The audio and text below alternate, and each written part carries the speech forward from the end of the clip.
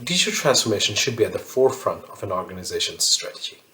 Adoption of emerging digital technologies to optimize customer touchpoints and services will transform the value quotient. Success requires bringing together and coordinating four key interrelated domains: technology, data, process, and organization change capability. Hi, I'm Divya Basu. I'm an automation evangelist. Digital success requires a digital culture. There are multiple factors that lead to success.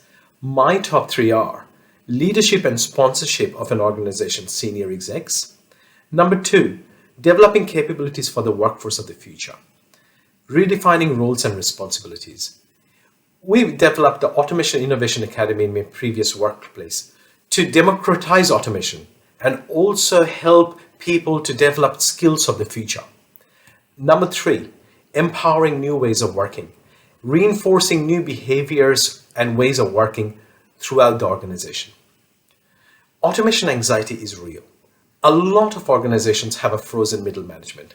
I like Shail's metric, automation emotion, the degree of support for a digital transformation program measured by behavioral KPIs.